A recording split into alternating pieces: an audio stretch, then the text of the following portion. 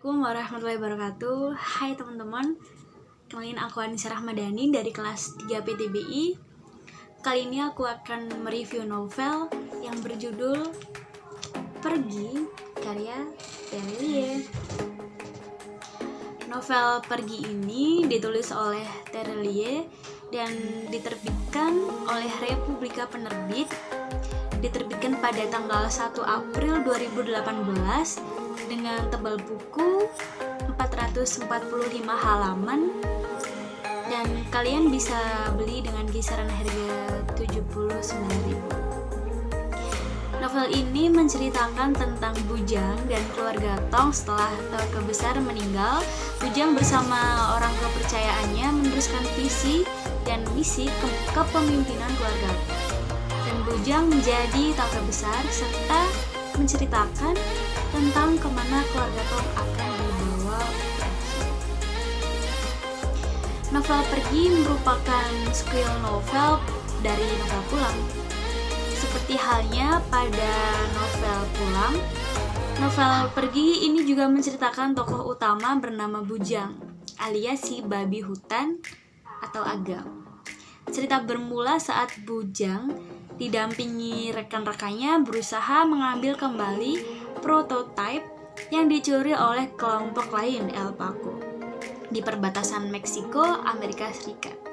Prototipe tersebut merupakan salah satu riset teknologi yang didanai oleh keluarga Tong.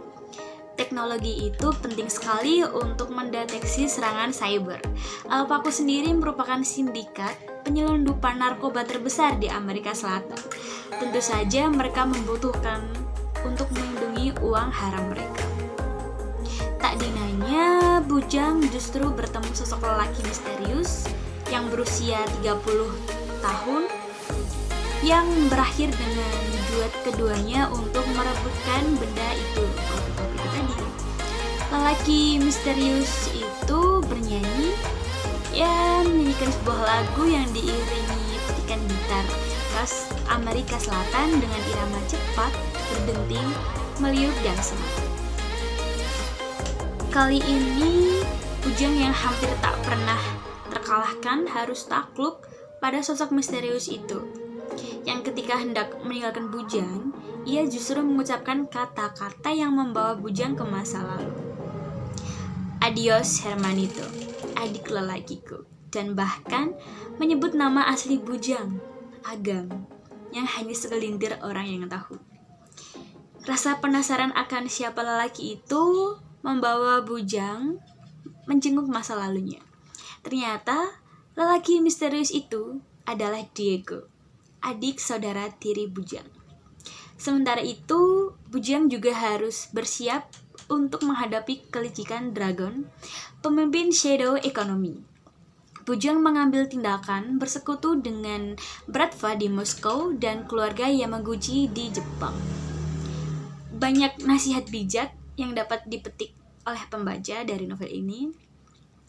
Kehidupanmu ada di persimpangan berikutnya, Agam.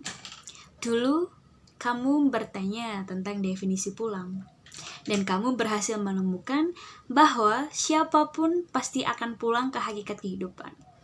Kamu akhirnya pulang menjenguk pusara bapak dan mamamu, berdamai dengan masa lalu yang menyakitkan, tapi lebih dari itu, ada pertanyaan paling penting berikutnya yang menunggu dijawab, yaitu pergi. Sejatinya, kemana kita akan pergi setelah tahu definisi pulang tersebut? Apa yang harus dilakukan? Berangkat kemana? Bersama siapa? Apa kendaraannya? Dan kemana tujuannya? Apa sebenarnya tujuan hidup kita?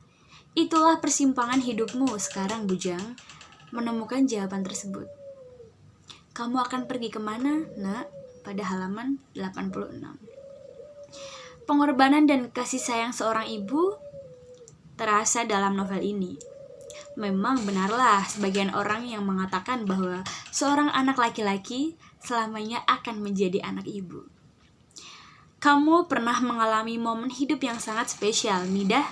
Mamamu ditalang. Itulah momen spesial tersebut. Wanita yang sabar, memberikan contoh sebagaimana hidup ini harus dijalani, bagaimana dia harus melangkah pergi. Midah memutuskan menikah dengan Samad yang lumpuh. Apapun harganya, dia menjadi istri yang baik. Bagimu, sesulit apapun hidupnya, dia tetap memeluk anaknya.